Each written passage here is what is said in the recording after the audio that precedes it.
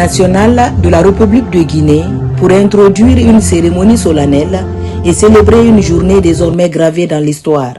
Le ministre des Affaires étrangères inaugure l'ambassade de la Guinée en Afrique du Sud, un bâtiment flambant neuf disposant de toutes les commodités dont la construction est entièrement financée par le président de la République, le général Mamadi Doumbouya. Au pays de Madiba, le prix Nelson Mandela met l'occasion à profit pour rappeler la belle histoire d'amitié entre la Guinée et la nation arc-en-ciel.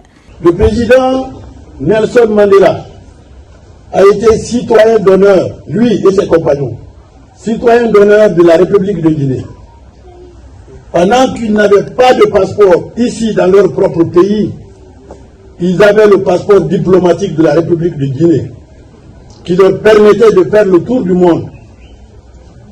Tout ce qui a été fait à ce moment, avec le soutien culturel de la diva Myriam Makeba, a été fait en Guinée, sur la base de la conquête de la dignité des Africains, de la libération totale de l'Afrique.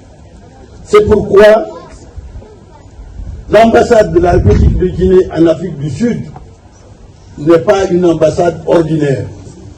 C'est une partie de la Guinée, une partie de l'histoire de la Guinée pour l'Afrique du Sud et une partie de l'histoire de l'Afrique du Sud pour la Guinée. La cérémonie d'inauguration de la nouvelle ambassade de la République de Guinée à Pretoria a mobilisé du monde. Plusieurs hauts responsables du ministère sud-africain des Affaires étrangères, tous les ambassadeurs africains, ainsi que la forte communauté guinéenne vivant en Afrique du Sud et dans les pays voisins. Un bâtiment de rêve mis à la disposition des compatriotes et de l'équipe diplomatique. Le président, en s'engageant dans les infrastructures en Guinée, il montre son attachement à la construction du pays. En tant qu'un de ses proches collaborateurs, je peux ici témoigner qu'il a une envie terrible des infrastructures. Il a une envie terrible de changer le pays.